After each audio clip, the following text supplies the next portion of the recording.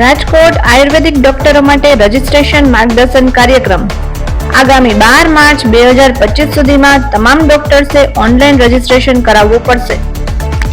જય ધન્વંતરી, ઓમ નમઃ શિવાય. હું doctor Sanjay Jivrajani, president Gujarat board of Ayurveda and Unani system of medicine Gujarat રાજ્ય, અમારું જે આયુર્વેદ અને યુનાનીનું કાઉન્સિલ છે એનો પ્રેસિડેન્ટ છું. અને આ સાથે અમારા ગુજરાત રાજ્યમાંથી અલગ અલગ જિલ્લામાંથી આવેલા અમારા બોર્ડ મેમ્બરો છે, જે સુરતથી, પછી અહીંયા નવસારીથી, મોરબીથી, જામનગરથી એમને ખૂબ મહેનત કરી છે, મોરબીથી એમને પણ મહેનત કરી છે, અને નવસારી ને સુરતથી અને મહેમદાબાદથી છે. ટોટલ અમારા બધા બોર્ડ મેમ્બરો અને સાથે અહીંના લોકલ એસોસિએશનના પ્રેસિડેન્ટ સેક્રેટરીને પણ અમે બોલાવેલ છે. મુખ્ય હેતુ શું છે આજની પત્રકાર પરિષદનો? ખાસ સરકારે એક ડેડલાઈન પણ જાહેર કરી છે રજીસ્ટ્રેશન માટે. 12/3/2025 પહેલા અમારા 27,000 ડોક્ટરો જે આયુર્વેદ કાઉન્સિલની અંડરમાં આવે છે એ બધા જ રજીસ્ટર કરાવે. અધરવાઇઝ ન કરે ને મોટો દંડ આવે. કાંઈ એને 10,000 થી 50,000 5 લાખ સુધીનો દંડ ભરવો પડે. અને પ્લસ એનું ક્લિનિક છે એ રજીસ્ટર થાય તો એ જરૂરી છે.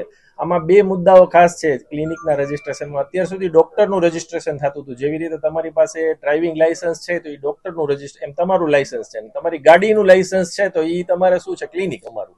એમ હવે ક્લિનિકનું રજીસ્ટ્રેશન સાથે અમે જ્યારથી ભણ્યા છીએ, ફર્સ્ટ યરથી કોલેજમાં અમને એવું શીખવાડવામાં આવ્યું છે ચરકના સોગંદપૂર્વક કે તમારે પ્રેક્ટિસમાં સૌથી પહેલું પ્રાધાન્ય પેશન્ટને આપવાનું છે, પેશન્ટની જિંદગીને આપવાનું છે.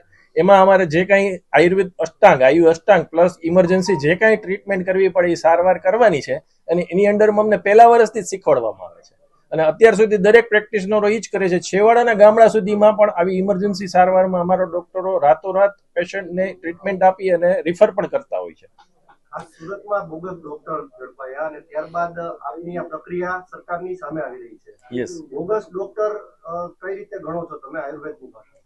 બોગસ ડોક્ટર એટલે જનરલી જેની પાસે કોઈ પણ જાતની ડિગ્રી જ નથી. અમે માન્ય રજિસ્ટર્ડ ડોક્ટરોમાં આયુર્વેદ, હોમિયોપેથી, એલોપેથી, યોગ, નેચરોપેથી અને બધી લેબોરેટરી, ડેન્ટિસ્ટ, આ બધા જ ડોક્ટરો છે એ અંડર ગુજરાત રાજ્યના રજિસ્ટ્રેશન ધરાવે છે. એના સિવાયના જે ડોક્ટરો છે કે જે ક્યાંકથી ડિગ્રી લઈ આવ્યા છે એ બોગસ ડોક્ટરો છે. રજીસ્ટ્રેશન નહીં કરાવે એ બોગસ ડોક્ટર ગણાય? જ્યારે રજીસ્ટ્રેશન નહીં કરાવે તો એનો પહેલો છે કે પનિશમેન્ટ થશે. 10,000 થી માંડીને 5 લાખ સુધીનું પનિશમેન્ટ છે. ત્યાર પછીના આગળના કડક પગલા લેવામાં આવશે. સર, ખાસ કરીને અમુક ડોક્ટરો એવા છે કે જે આયુર્વેદિક હોય છે છતાં એલોપેથિક સારવાર કરતા હોય છે. મેં તમને પહેલા જ કીધું કે અમારે જ્યારે ફર્સ્ટ યર હોય, સેકન્ડ યર હોય ત્યારે ચરક ઓથ સાથે અમારા સિલેબસમાં છે NCISM ની ગાઈડલાઈન પ્રમાણે અને GBAU ગુજરાત બોર્ડ ઓફ આયુર્વેદનું બંધારણ મુજબ અમારું પહેલું જ પ્રાયોરિટી છે કે પેશન્ટની લાઈફ, પેશન્ટની જિંદગી. એના માટે આયુ અષ્ટાંગ મુજબ આજે દરેક કોલેજમાં તમે આયુર્વેદની કોલેજમાં જશો ને તો અહીંયા ફર્સ્ટ સેકન્ડમાં તમને ઇમરજન્સી સારવાર પ્લસ તમને ઓટી બધું જ જોવા મળશે જે તમે તમારા પેથીના ડોક્ટર કરી શકે એ પ્રમાણેના એના લિમિટમાં. આજે તમને જે શીખવાડવામાં આવ્યું તમારા જે સિલેબસમાં છે એ જ તમારે કરવાનું છે.